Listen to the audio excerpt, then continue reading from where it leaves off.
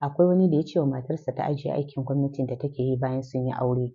Amma kamin in ci gaba da baku labarin nan, iyaye mu yi haƙuri idan 'ya'yanmu suka daɗe a gida da mazan da matan sun kai wasu shekaru ba su yi aure ba. Mu bi su a hankali, mu daina matsa musu mu ce lalle sai sun yi aure. Aure haɓo ne, idan lokaci ya yi kuma za a yi. Yanzu haka akwai wata 'yar shekara 33 da tana aikinta a wuri mai kyau kuma ana biyan ta albashi mai kyau, amma kuma ta samu mijin da yake so ya aure ta bayan iyayenta sun matsa sun ce ta fito da miji. Amma ya ce bai yarda ta yi aiki ba, sai dai ta ajiye aikinta don yana da uwar gida, uwar gidan kuma ba ta aiki. Kar ku manta yana da ƙanne mata, duk suna aiki kuma suna sana'a, wasu suna business. To yanzu ya za ta yi, ta ajiye aikin koko ta ci gaba da aikin ta bari har Allah ya kawo mata wani.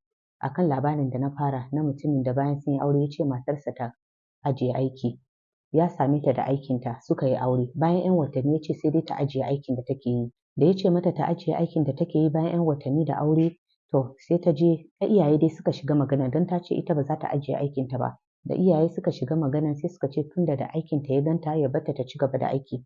Ai kuwa haka aka yi, sai ta ci gaba da aiki. Bayan 'yan kwanaki da haka sai ya samu matsala a ma'aikatansu. Aka dakatar da shi da wasu ma'aikata su guda 20. Kuma kun san yawanci idan an dakatar da ma'aikata haka za ku ga cewa ba a biyan su albashi. To yanzu nan da albashinta ake ta komi na gidan, ake ta rufa wa juna asiri, a sayi kayan abinci. A duba ku gani da a ce ta ajiye aikin nan ya za a yi a irin wannan yanayi. Za su gaji da juna, ƙarshe ma za ta ce ba za ta iya ba. Shi baya aiki, ita ba ta aiki, to ya za a yi rayuwa? Ai irin wannan sai ku ga an raba auren. Allah ya sa mu dace, Allah ya ganar da mu duka. Amin.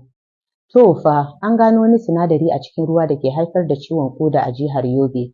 Ƙwararru masu bincike kan cutar ƙoda a Yobe sun gano wani ƙarfe mai nauyi da ke cikin ruwan sha da mazaunan 'yan Gashuwa ke amfani da, wanda ana zargi yana da alaƙa da yawaitar cutar ƙoda da ake yi a yankin. Jagoran bincike Professor Mahmud Maina, wanda yake shine Darekto a cibiyar bincike da kuma horaswa na BioRTC da ke Jami'ar Yobe, ya bayyana cewa wannan ƙarfen yana iya jawo cututtuka kamar cutar ƙodan, kansa da kuma dementia. Rahoto ya nuna cewa ciwon siga da na hawan jini na cikin abubuwa da ke jawo cutar ƙoda.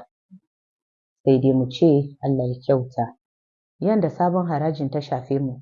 Idan har abin da kake samu a shekara ya haura 800, ko ta hanyar sana'a ko kamfani gare ka ko kasuwanci ko kana aiki, to za ka yi rajista kuma sabon harajin ya hau kanka. Amma yanayin biya ya danganta da samunka, kuma duk yawan cinikinka in baka ci riba ba to ba za ka biya wannan harajin ba.